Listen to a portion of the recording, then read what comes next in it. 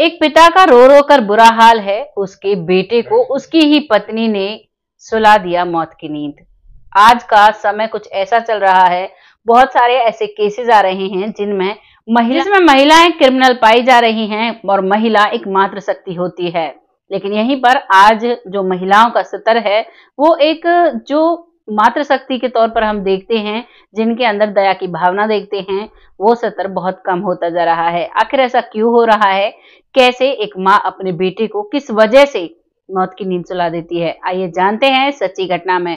नमस्कार, मैं महक चौधरी आज आपके सामने फिर से एक सच्ची घटना लेकर आई हूँ, जो कि हरियाणा के छत्र गांव की है।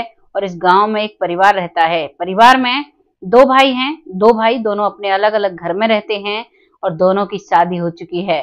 जो बड़ा भाई है उसकी दो बच्चे हैं, यानी कि दो बेटियां हैं, एक बेटा है। और जो छोटा भाई है उसका अभी एक ही बच्चा है, जो 1 साल 3 महीने का है और पैदल चलता है। करीबन 1 से 1.5 किले वो एक बार में चल लेता है। अपने पापा से बहुत प्यार करता है। पापा जो कि नौकरी करता है, जिसका 9 से 6 की जिसकी ड्यूटी होती है और वो अपनी ड्यूटी में मशहूर रहता है।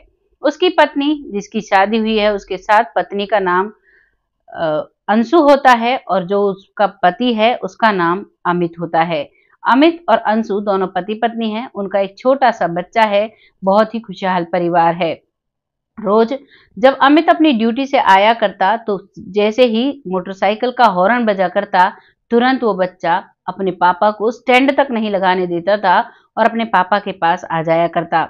लेकिन आज की शाम कुछ ऐसी थी कि वो बच्चा नहीं आता है तो अमित सोचता है कि हो सकता है सो रहा होगा।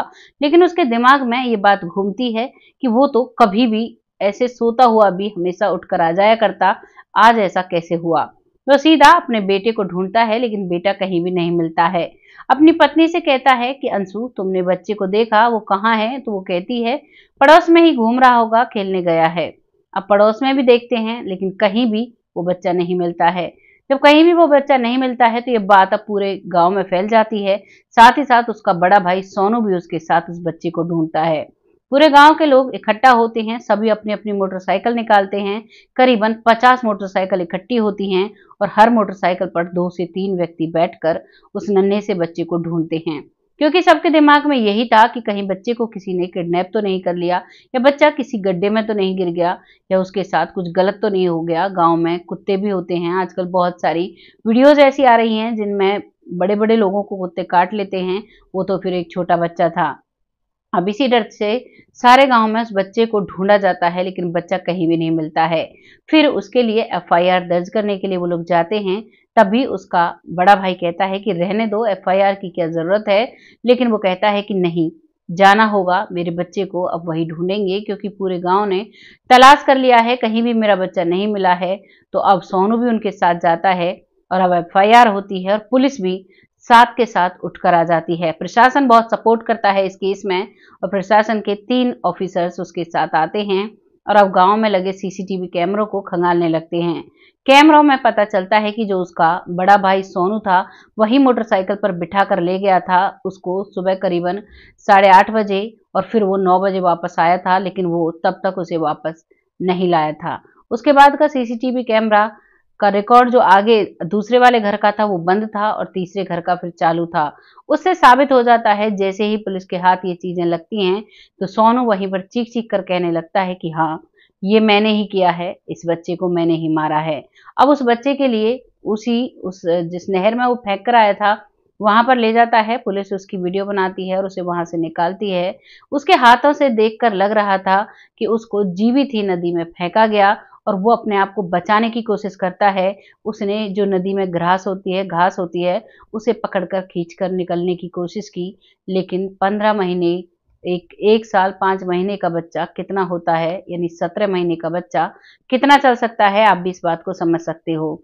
ऐसी बहुत ही डरा देने वाली घटना उस गांव में घटी, जिसके बाद सबके रोंगटे खड़े। देखने के बाद तो अब सभी को ऐसा लगता है कि किस रिश्ते पर विश्वास किया जाए, किस रिश्ते पर नहीं किया जाए।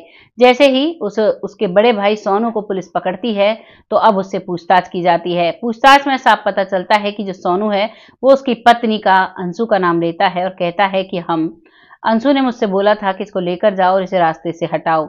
मैं इसे लेकर गया, तभी मैंने इस घटना को अंजाम दिया है। दरअसल जो सोनू था उसकी 2 बेटियां हैं और एक बेटा है, उसका भरा पूरा परिवार है।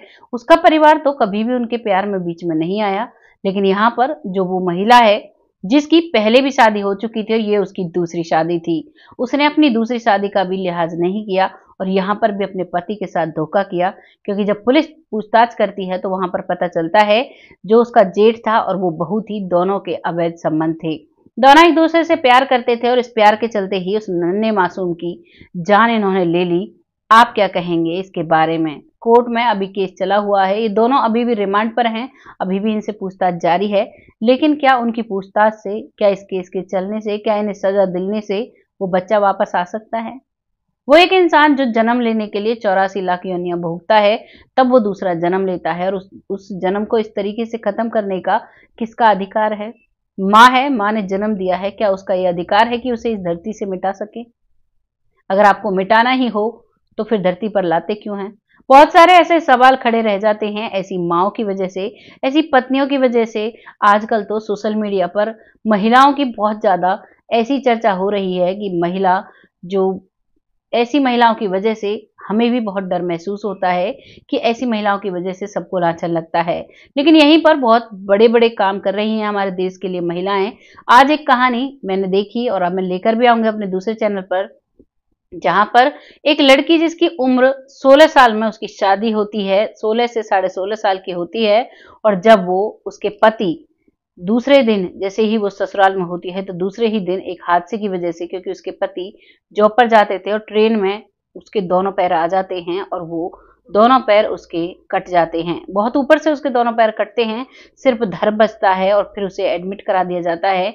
यहाँ पर लड़की के परिवार वाले खुद कहते हैं कि बेटा अब इसको छोड़ो और हमारे साथ चलो, ये तुम्हारी पूर्ति नहीं कर सकता, अब तो तुम्हें बच्चे भी नहीं होंगे, तुम किसके सहारे से जिंदगी काटोगी। लेकिन वो 17 साढ़े 17 साल की लड़की अपने आप को मजबूत करती है और अपने पति का साथ देती है और अपने पति की हर कंडीशन में मदद करती है, और आज उसके 4 बच्चे हैं और आज वाकई में उसको सैल्यूट करने का मन करता है। ऐसी ऐसी महिलाएं भी हैं, ऐसी महिलाओं का जिक्र ज्यादा कोई नहीं करता है, लेकिन जब कोई महिला गलत करती है तो फिर सभी महिलाओं को शक की निगाहों से देखा जाता है। महिलाएं सावधान हो जाइए, अपने किरदार को जो भगवान ने हमारा बनाया है, मातृशक्ति हमें बोला जाता है, उसके लिए हमें ईमानदार रहना चाहिए।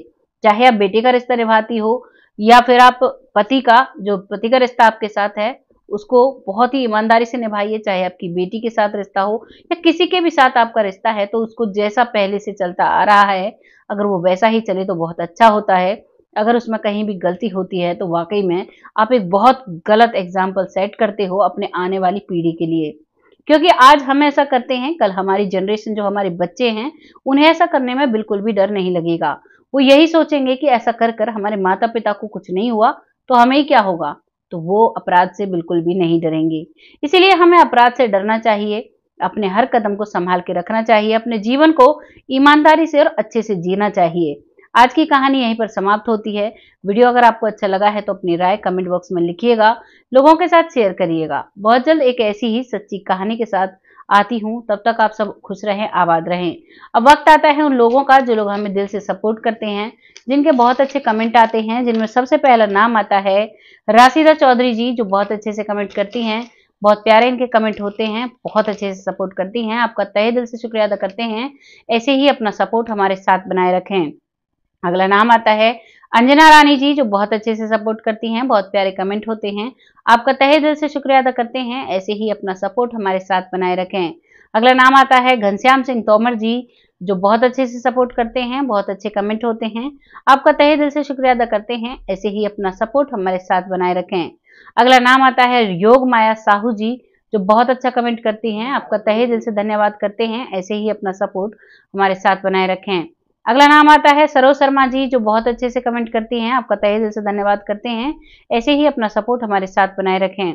अगला नाम आता है उर्मिला जी, जो बहुत अच्छे से सपोर्ट करती हैं, बहुत प्यार से हमें मोटिवेट करती हैं, आपका तहे दिल से धन्यवाद करते हैं, ऐसे ही अपना सपोर्ट हमारे साथ बनाए रखें। आज की कहानी तो यहीं पर समाप्त होती है, लेकिन ये कहानी एक बहुत बड़ा सवाल छोड़ जाती है। आपको इस कहानी को सुनकर क्या लग रहा है? आप तो लिखिएगा जरूर, लेकिन मुझे जो लग रहा है वो बहुत बुरा लग रहा है। जो ये माँ ने किया है ये वाकई में बहुत गलत किया है। माँ की ममता पर बहुत बड़ा सवाल, बहुत बड़ा क्वेश्चन मार्क लगा दिया है। वो माँ जो अपने लिए, अपने बच्चे के लिए हर चीज त्यागने के लिए तैयार हो जाती है, यहाँ तक कि जब बच्चा पेट में होता है और जब बच्चा पैदा हो जाता है, जब तक वो दूध पीता है, माँ का दूध पीता है, तब तक माँ तीखा नहीं खाती है। तब तक माँ अपने रहने में, अपने नहाने में, हर चीज में कोताही बरतती है। लेकिन वही माँ जब बच्चा अपनी जिंदगी जीने लायक होता है तभी उसकी जान ले सकती है। विश्वास नहीं करने वाली बात है, लेकिन ये बिल्कुल सच्ची घटना है, ऐसा हुआ है।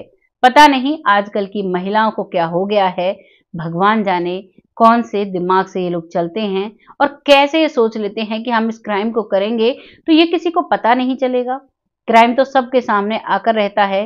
कहते हैं ना, भगवान के घर देर होती है, अंधेर नहीं होता। आप जो भी करोगे आपको उसकी सजा भुगतनी होगी। आप जो अच्छा कर्म करोगे उसका फल आपको जरूर मिलेगा, और जो आप गलत काम करोगे उसका आपको नुकसान जरूर भुगतना पड़ेगा।